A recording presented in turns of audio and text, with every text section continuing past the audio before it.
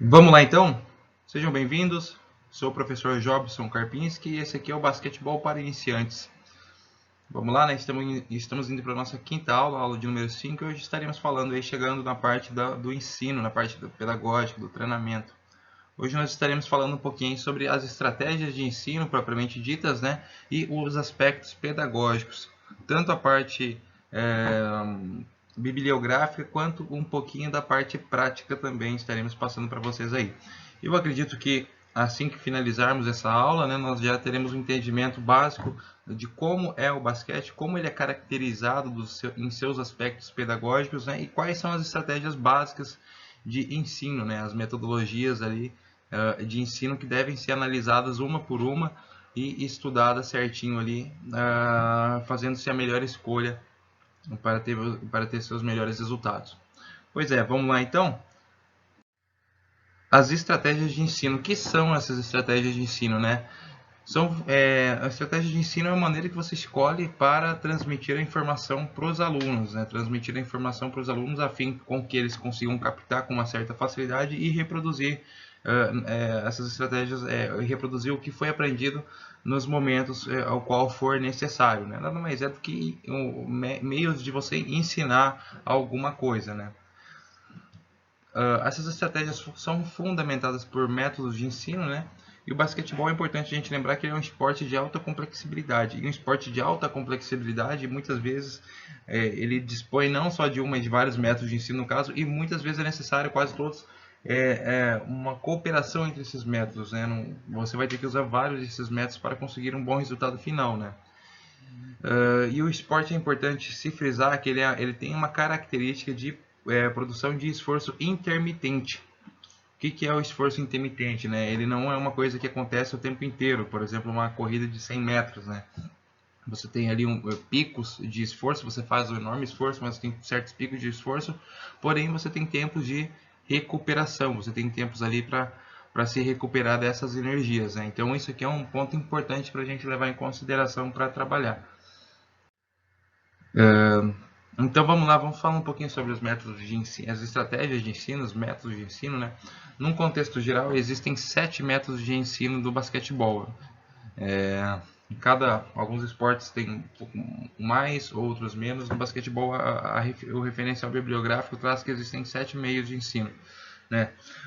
Começando pelos analíticos, né? Método analítico. O que é o método analítico? Também conhecido como método tecnicista, né? É o aprimoramento de um gesto motor, aprimoramento do fundamento, né? Que ele não é vinculado à situação de jogo, né? Na verdade, é um treinamento isolado de uma certa habilidade, né? Por exemplo, passar a bola. Estou dando um exemplo de um fundamento do basquetebol. Nós já aprendemos o fundamento nas aulas passadas, certo? Então, por exemplo, seria um exercício de um atleta passando a bola para o outro, supondo, né? Você aprimora aquele gesto motor, aprimora aquele fundamento de maneira geralmente quase sempre desvinculado da situação de jogo, né? São movimentos repetitivos, né?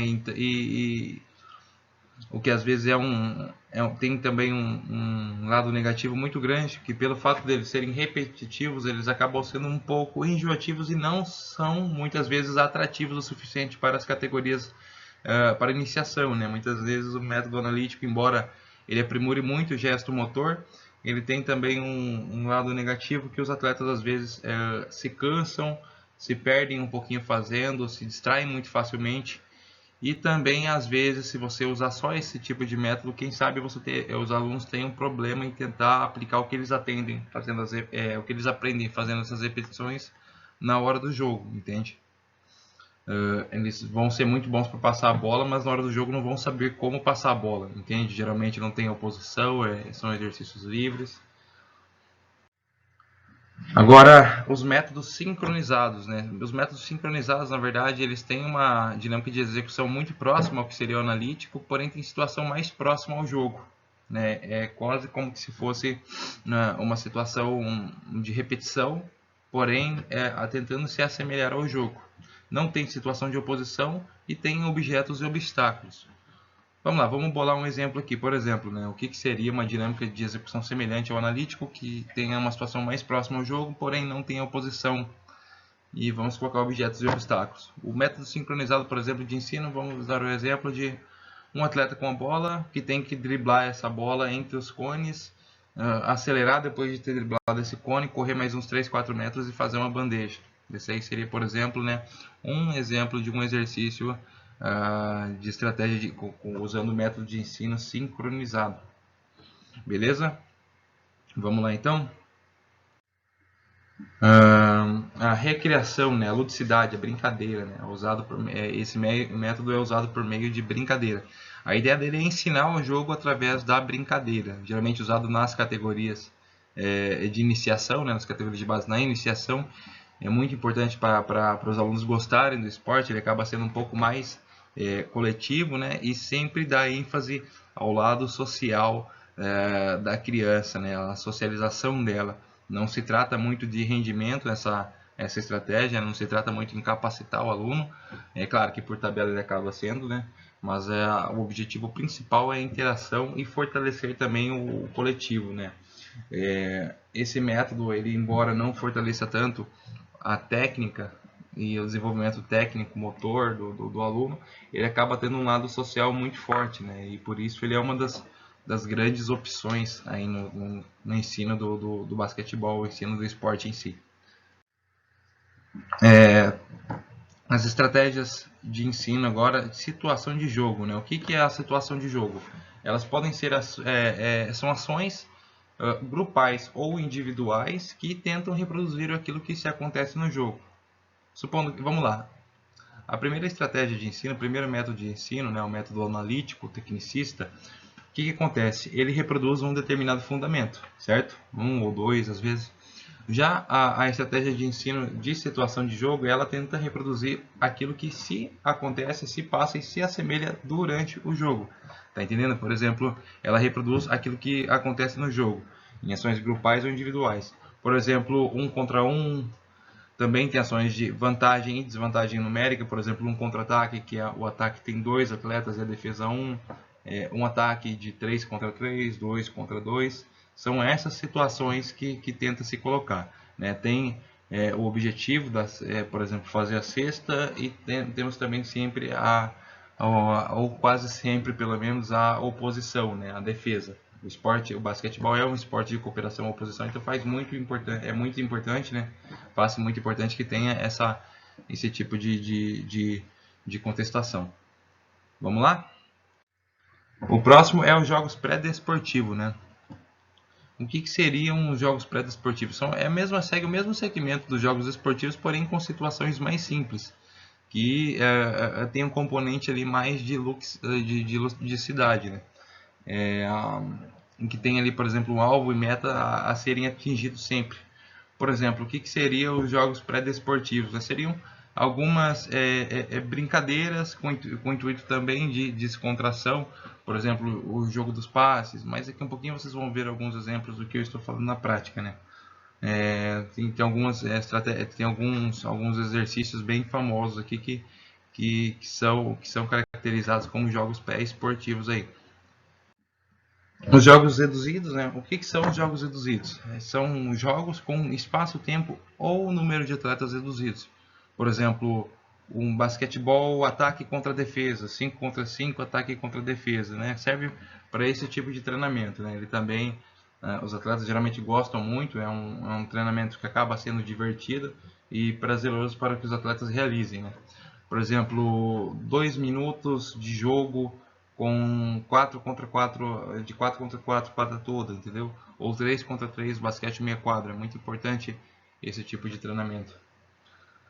Acaba sendo importante para você testar situações isoladas, por exemplo, uma estratégia, uma parte de uma movimentação, uma parte específica de uma jogada, ou um tipo de movimentação ofensiva ali para a bola tentar ir para um determinado pontuador que a equipe tenha. São importantes os jogos reduzidos nessa questão aí. O jogo formal, né? O jogo formal é a alternativa quase que 100% próxima ao jogo. Por exemplo, ela é mais utilizada no basquete já de rendimento, né? Onde que você tem que testar as suas estratégias para a partida, por exemplo, jogadas e movimentações.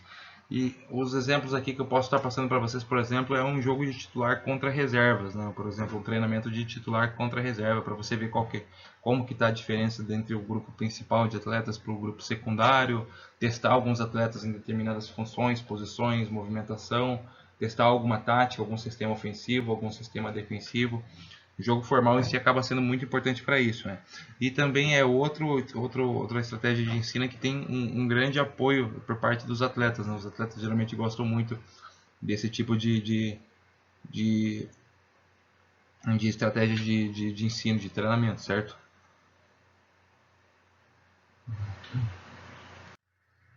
Então aqui é um mapinha básico ali sobre as estratégias de ensino, né? Primeiro, o analítico, que é a repetição.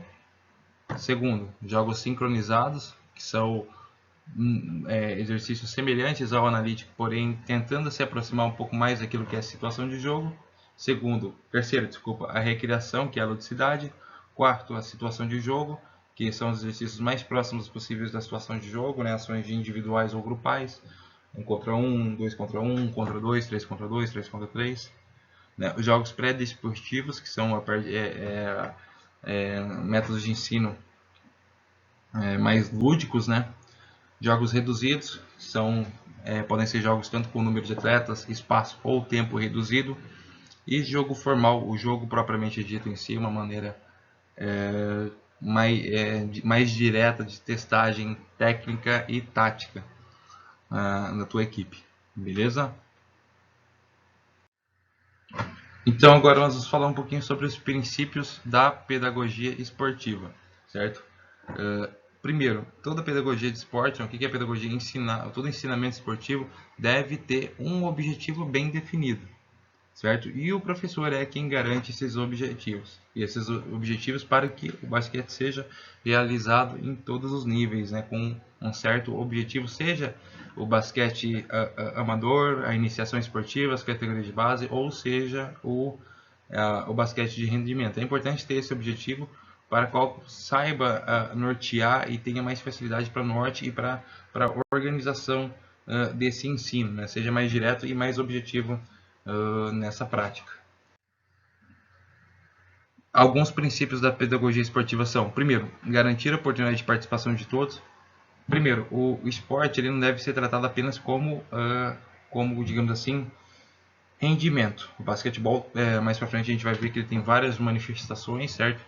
E essas manifestações passam tanto da iniciação de uma pessoa que brinca que, como eu já disse, brinca, né, que pratica o esporte como ludicidade, como recreação, até quem vê isso como meio financeiro, né? Então, a oportunidade da participação do basquetebol é de todas.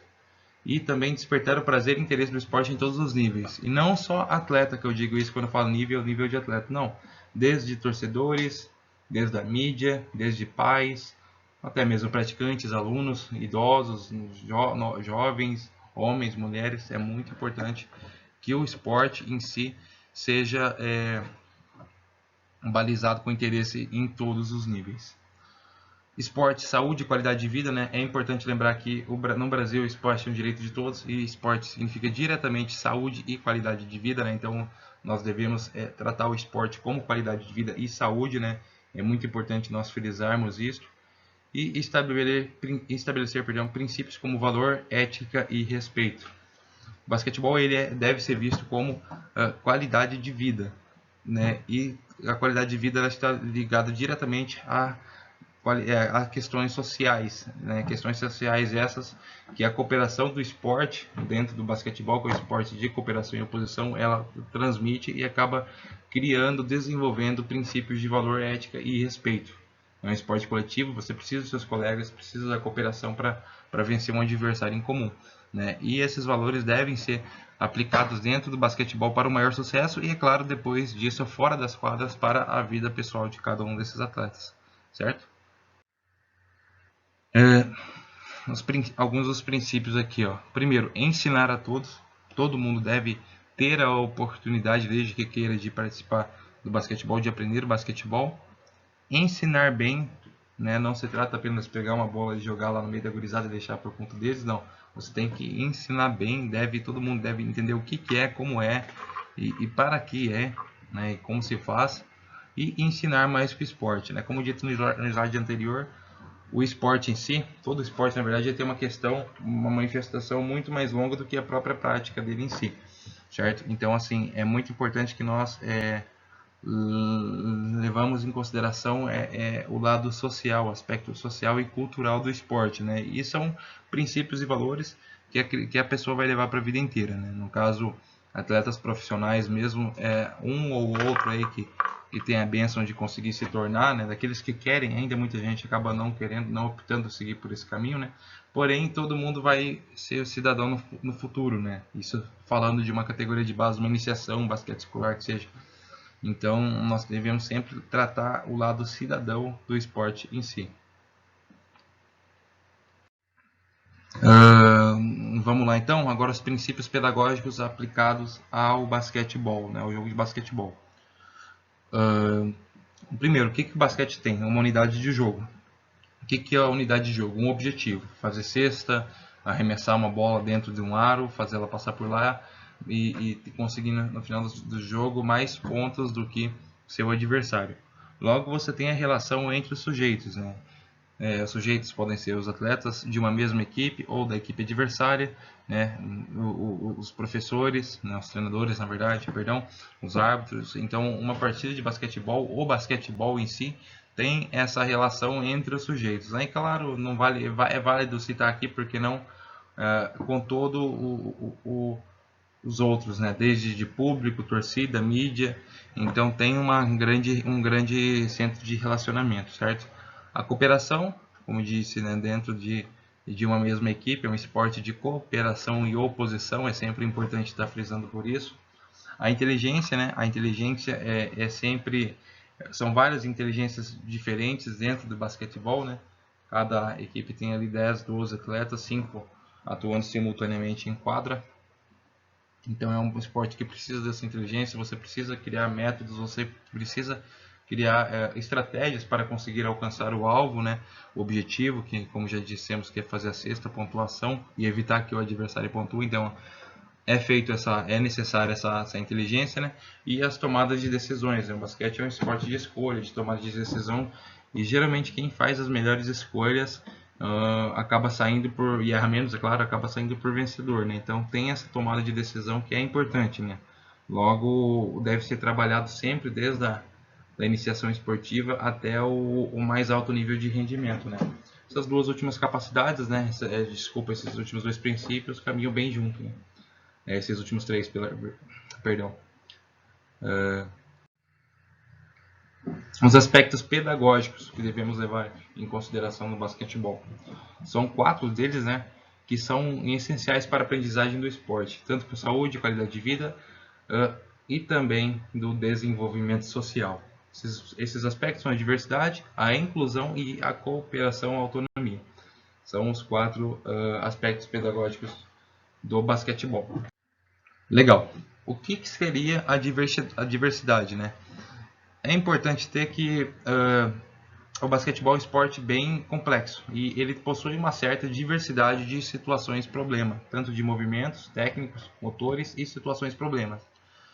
Às vezes na mesma hora, no mesmo movimento, mesma jogada, um atleta tem que realizar 3 ou 4 escolhas ali de situações problema diferentes, né, a qual às vezes ele realiza 2 ou 3 movimentos diferentes também, movimentos coordenados ou não, para resolver determinadas situações problemas. Então é muito importante essa diversidade motora, né, e cognitiva ao se tratar do basquetebol, né?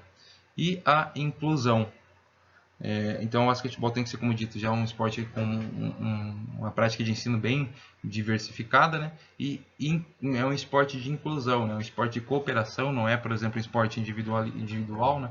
Você precisa de outros companheiros para superar a equipe adversária, que é composta por uma série de adversários, vários adversários que também se cooperam entre si, né? E é importante ter essa inclusão, ver o esporte para todas, né? O esporte, como disse, já é um direito de todos os brasileiros, e tratar, pelo menos a princípio, né, nas iniciações esportivas e nas categorias de base, que o importante é competir. Desculpa, participar, nem sempre competir, e sim participar. Tá? Todo mundo ter a chance de vivenciar, entender o que é o esporte, o que é o basquete, como ele é feito, como ele é jogado, e dar essa oportunidade para todos viverem, né? Evidentemente que atletas naturalmente vão já se destacar se for da escolha deles mesmo, eles são os principais, como que eu posso dizer, eles que são os principais donos dessa liberdade de escolha, se vão ou não dar seguimento numa possível carreira profissional. Então, o importante é o esporte para todos de maneira participativa, sempre incluir e transformar. Então, esses são a diversidade e a inclusão. Agora vamos lá para os outros dois, que é a cooperação e a autonomia. Mais uma vez eu friso, né? É importante lembrar que o basquetebol é um esporte de cooperação e oposição. Então é importante o trabalho em equipe, desde que você ainda fomente a autonomia do cidadão, né? O basquetebol é um esporte de cooperação e, ok, escrito bem nítido. Vou deixar bem claro isso aqui mais uma vez. Circular cooperação aqui. Que é importante a gente lembrar isso. Cooperação. E a cooperação a gente leva, extrapola das quadras, né? Como eu disse, muitas vezes atleta mesmo vira um ou dois, mas seres humanos ali da sociedade, né, cidadãos sociais ali serão todos estes. E como eu já disse, né, deve caber ao aluno a autonomia de seguir ou não no esporte e tratar o esporte da maneira qual ele julgar melhor e necessário para ele, né? Por exemplo, eu vou tratar o basquetebol apenas como uma recreação para jogar nos domingos com meus amigos, ou eu quero só ser torcedor mesmo e assistir um jogo ou outro e assistir na TV quando der vontade, ou eu quero tentar seguir uma carreira, né?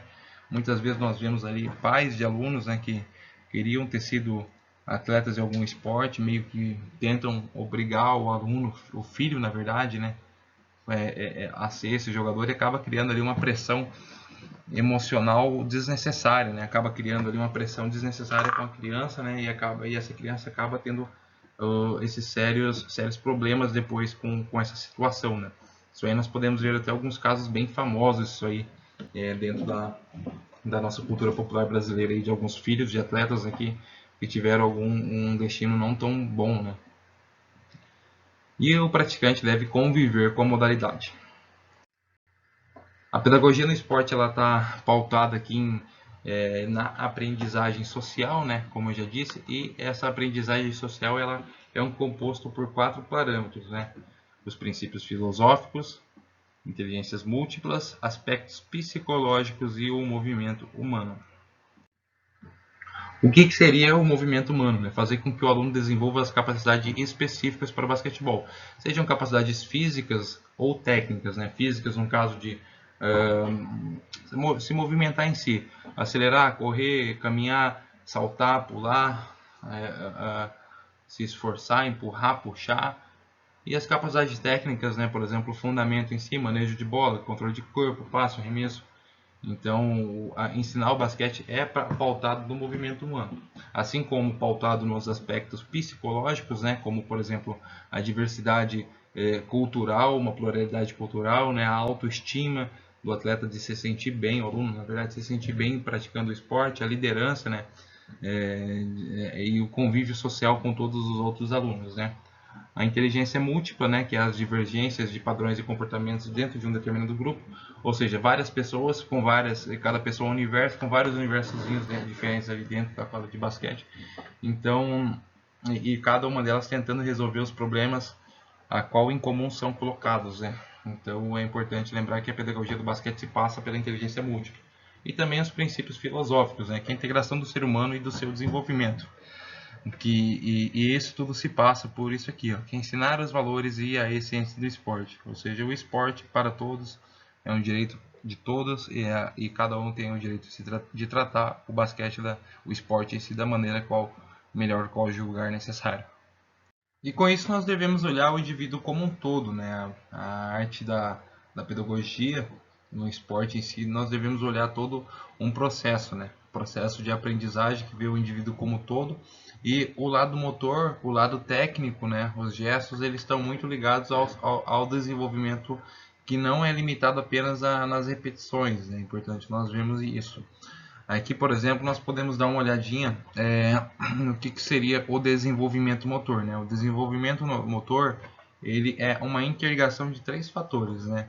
O indivíduo, o ambiente e a tarefa. O indivíduo, quem é, o ambiente o qual ele está e a tarefa que deve ser realizada, né? O que seria o indivíduo?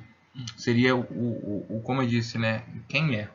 Que daí está envolvido ali o fator biológico, o fator hereditário. No basquetebol é muito importante isso, né? Pessoa, principalmente no rendimento, nós vemos ali pessoas que já têm uma certa disposição para isso. O ambiente que é composto pelos fatores físicos, onde o ambiente nada mais é do que onde ele está, os fatores físicos, né, e os fatores mecânicos. Por exemplo, uma pessoa que,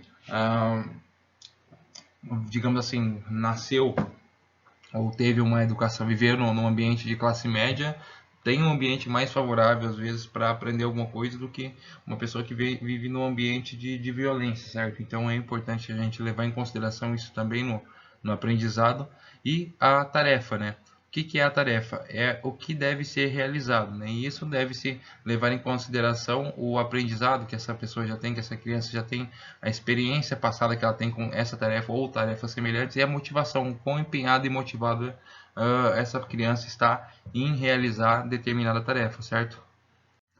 Agora vamos falar um pouquinho sobre as manifestações, né, as diferentes manifestações do basquetebol, como e onde se manifestam, né, como que são. O esporte se organizou durante a história em diferentes manifestações, né, em várias vertentes diferentes, e a evolução do esporte nos fez mudar a maneira de entender ele, né. Existe uma pluralidade na manifestação uma pluralidade nas manifestações dentro do basquetebol, dentro do esporte em si, né. O que seria manifestação? Como que as pessoas enxergam, como que as pessoas se manifestam perante o esporte, né? Existem desde as pessoas que tratam aquilo apenas como único e exclusivamente como diversão, como divertimento, até outras que veem aquilo como sua profissão, né? Como seu ganha-pão, como seu emprego. Enfim, o basquetebol tem essa enorme pluralidade, né? Existem basicamente 5 tipos de manifestações dentro do basquetebol, né? Profissional, a primeira, profissional, a iniciação, o lazer e recreação, a representação e o basquetebol escolar. Nós vamos falar um pouquinho sobre cada uma delas aí, como que são, como funcionam essas manifestações, certo? Vamos lá então, vamos começar aqui falando sobre a iniciação esportiva. A iniciação esportiva é o primeiro contato de forma organizada que os alunos têm com o esporte em si. Hoje em dia, as coisas estão melhorando bastante. Hoje em dia, para a pessoa começar a trabalhar na iniciação esportiva, a pessoa tem que já ser formada em educação física, né? Então isso já garante uma certa organização, uma certa orientação e organização. E a iniciação esportiva é o primeiro contato que a pessoa tem, que o aluno, a criança ensina na segunda infância tem com a prática da atividade física, certo? Com a prática do esporte em si. É ali que é ensinado aquilo tudo que nós já passamos ali no começo do vídeo para vocês, né? Tanto as questões culturais como as questões sociais, assim como o ensino do esporte, o ensino do esporte em si, né? Os gestos técnicos do basquetebol, os gestos motores e tudo mais. Então é o pontapé inicial, né? Digamos assim, do aluno com o esporte, a iniciação esportiva. Essa é a primeira manifestação. O basquetebol escolar, né, que seria, claro, numa suposição segundo grau, né, segunda grade, o que seria o basquetebol escolar, né? O basquetebol escolar ele é praticado dentro das escolas, né, e não é muito bem voltado a formar atletas, e sim formar cidadãos, né? É formado ao lado educacional, né? Ele é um conteúdo obrigatório da educação física hoje em dia, né? E é o esporte de maneira didática. Claro, que também existem competições escolares de basquetebol, né? Não só no Brasil quanto no mundo todo, só que no final das contas, como eu disse no começo do vídeo, atleta profissional mesmo acaba se tornando um ou dois aí dentre centenas, milhares, né? Mas no final das contas, cada praticante de basquetebol na escola acabará se tornando um cidadão ativo na sociedade, né? Então, no caso, um esporte escolar é tratado como cultura, ensinamentos, valores e principalmente a questão social, né? Outra questão muito importante é a questão do movimentar humano. O que acontece? esporte é um direito de todos e esporte é saúde, né? O esporte praticado, uma pessoa que pratica esporte, uma criança que pratica esporte durante a infância, ela tende a se tornar um adulto bastante, bem mais saudável, né? Uma pessoa bem mais saudável durante a vida adulta, né? Então, o esporte escolar também tem esse objetivo, né? É um fim profilático também. Outro método do basquete, outra manifestação, perdão, do basquetebol é o basquetebol profissional. Esse aqui, ó, é importante lembrar, deixar claro, esse aqui, ó, fins lucrativos. O basquetebol profissional vem com fins lucrativos, né? E quem o pratica é profissional, são pessoas que vivem disso, que têm seu sustento disso, né? São atletas, treinadores, gestores, diretores de clube, que têm o seu sustento, seu ganha-pão vindo dali, certo? Então, é o basquetebol ali que conta com interesse tanto público e privado, né? De empresas que ajudam, que patrocinam, que têm a sua marca, que apoiam para ter sua marca divulgada, né? É o esporte de maneira rentável, de maneira lucrativa, de maneira qual é esperado um retorno financeiro, certo? Ali tem incluso toda a questão de patrocínio, de marketing, toda a questão monetária, financeira, né?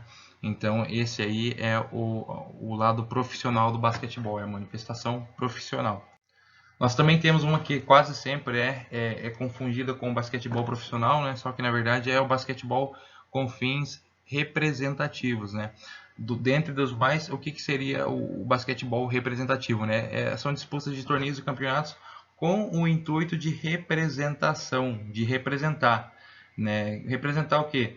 Desde instituições, né? Por exemplo, um torneio municipal, um torneio do comércio local, ou representar cidades, né? Por exemplo, aqui no Mato Grosso nós temos às vezes os jogos regionais, jogos abertos regionais, né? Que tem todas, estadual também, tem todas as cidades do estado disputando ali os esportes, né?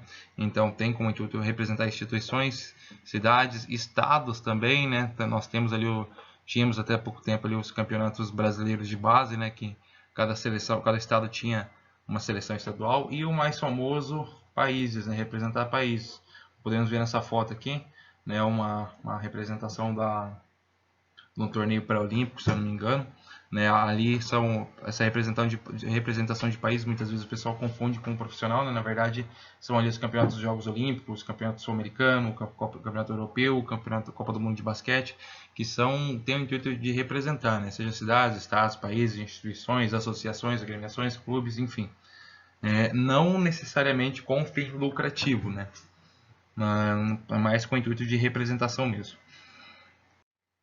E também o basquetebol recreativo, né, com fins de lazer, que é aquele pessoal que não vê o basquetebol como fonte de renda e que tem ali como único e exclusivamente o objetivo de distrair, né, de passar uns dias da semana ali, distrair o cansaço da semana praticando basquetebol, né. Geralmente é praticado em praças, em clubes, em associações, né, por pessoas ali uma, duas vezes na semana, e talvez a prática mais famosa desse basquetebol seja o basquete de rua, né. A foto aqui talvez acho que simula muito bem isso, né. O basquetebol de rua hoje na verdade ficou um esporte tão praticado no mundo todo, que acabou se tornando um esporte olímpico, né? Hoje nós temos o basquete ali, o 3x3, né?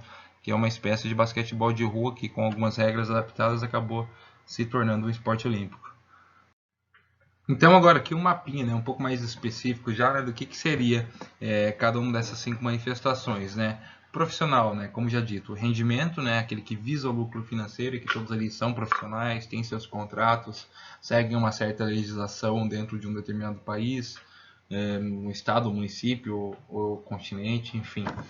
A iniciação, que é o primeiro contato do praticante com o basquetebol, e o lazer e recreação, né, que tem como objetivo recriar, não lucrativo também, né, que é, como eu disse, aquele pessoal lá para dar desestressada, vai no domingo, no sábado, na quadrinha de basquete para brincar e tal, geralmente praticado em quadras ao ar livre, parques, praças, clubes, associações e tudo mais.